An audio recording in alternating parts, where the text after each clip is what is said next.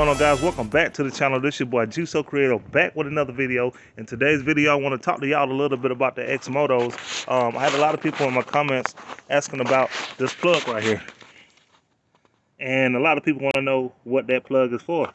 So when you put oil in this thing and you overflow it, okay, this thing has a pressurized system that sends extra oil back up to this plug right here. So what you want to do periodically, especially when you're driving this thing, you want to take this plug out. So what you want to do is easy to come out. You just slide this pin back like that right there, and then pull this plug out. It slides out just like that. So you got a lot of white liquid moisture up in there like that, you might see. So what you want to do is, let's say if you drive it hard one time and you get ready to park it, the best way to drain this is while it's hot.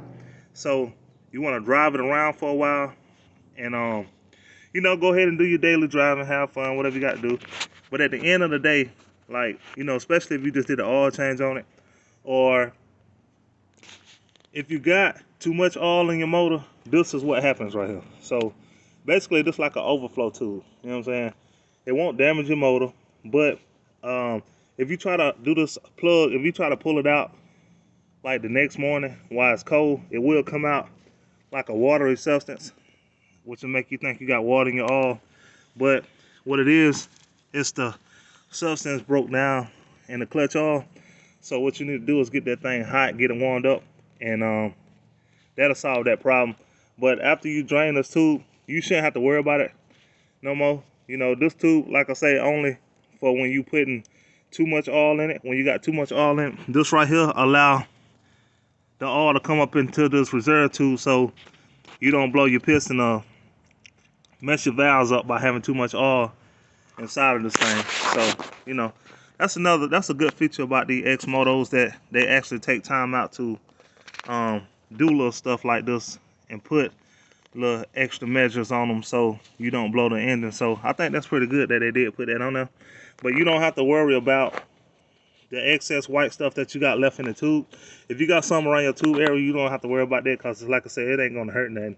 It's just good to have it you know, have that liquid stuff out of there, because you don't want that stuff sitting in your overflow tube and you constantly driving it and changing the oil, because what happened is all your old oil that came in from your last oil change are mixed back in with your new oil from what you had put in there. So it's always good to change this out and drain this tube every time you change your oil in the engine. One of the things you do not want to do on your XMOTOS is leave this cap off. You do not want this to be off, because what's going to happen, you're going to get on your dirt bike, you're going to go try to do your little wheelies, show off, jump your little ramps or whatever, and guess what? You're going to see some smoke. When you see that smoke, it's over with. You know why? Because all the oil that you done had in this motor came out this tube right here, because you don't have an oil cap on. So when you do take this off and drain it, don't forget to put it back on. Now, I can't tell you where to go find this little EMP set, but I'm pretty sure you can get it online somewhere.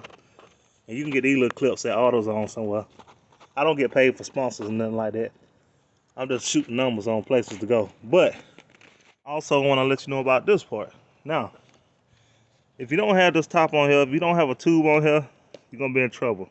The reason why I say you're going to be in trouble, because once you go to fill this thing up with gas, the gas is going to shoot out this hole while you're trying to drive, and it's going to literally hit you in the face. So if you got a tube, or if you don't have a tube, you might want to put you one on there. You can make you one. You can go to Home Depot somewhere, get you a tube, get your little plug, put the little plug on it with a breather cap, and stick that back on there. Then that way when you fill your gas tank up, you'll be good. You won't have nothing to worry about. Now, since that's out the way, I want to show y'all another thing.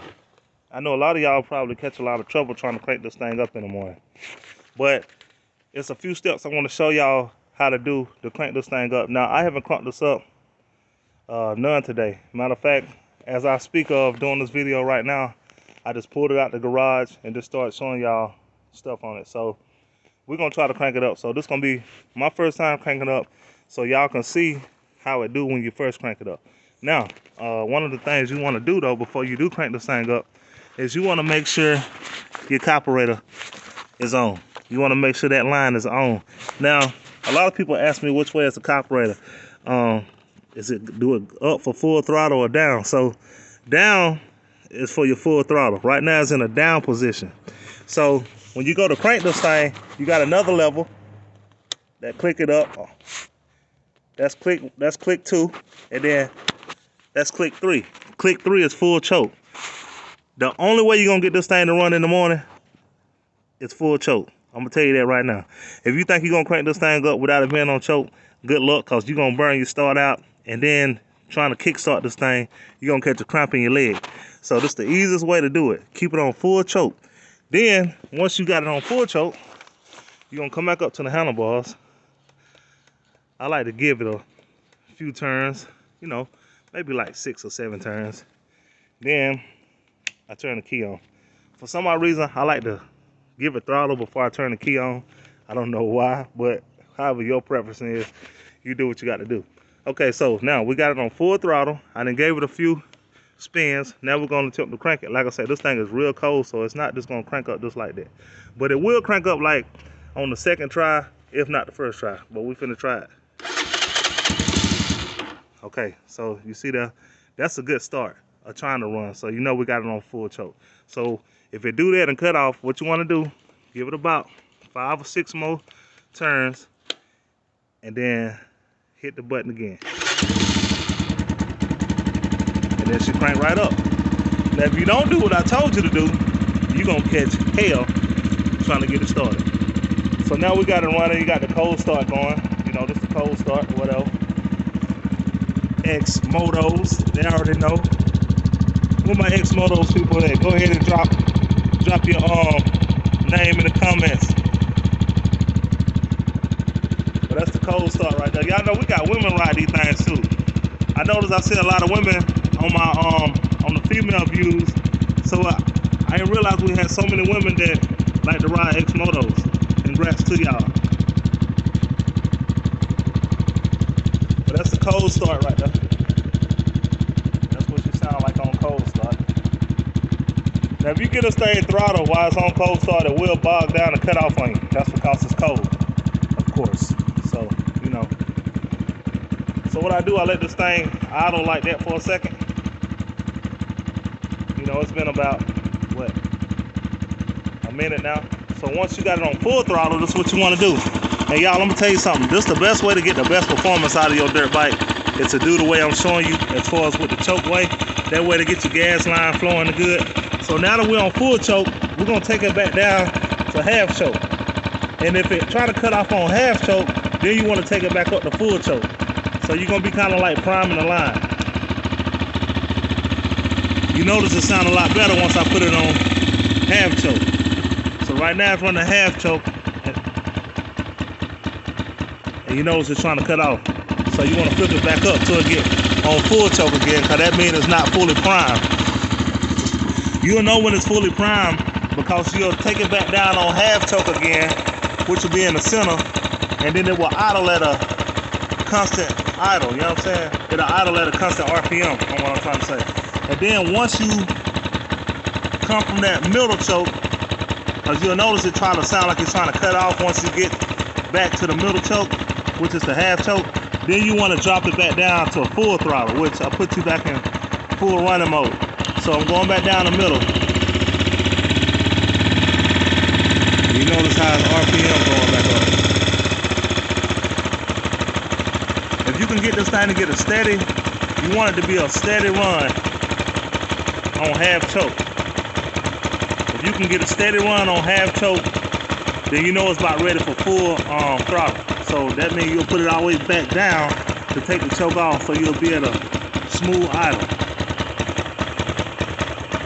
Okay, so right now it's still staying running. It just cut off. So that means it's not fully, the gas line is not fully streaming. You know what I'm saying? So you want that gas line to stream real smooth. You want it to run through like a real smooth stream. So what we're gonna do is put it back up on full choke, crank it up,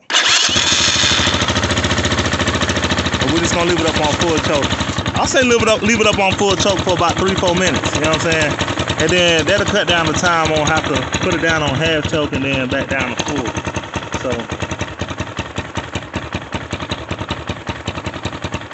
you want to, you can give it a little gas, but not a whole lot of gas. You gotta hold it just a little bit. You gotta hold it just a little bit. That way you can get that line primed down.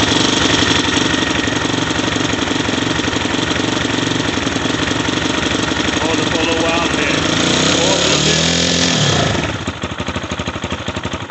That kind of get that line primed real good.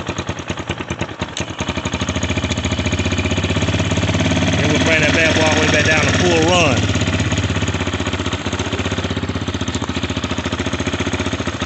I know it seems like a lot, but guys, it's not really a lot. This is the way I do it because I like to have my full performance out of my carburetor. So this is the way I do it. Now you can just crank it up. You can just put it on full choke and let it run on full choke till it warm up. But this is the way that I prime my line. I like my line to be primed like that. So, you know, everybody got their own preference. So now that we got this thing on full throttle, she idling good. She ready to rip some trails now.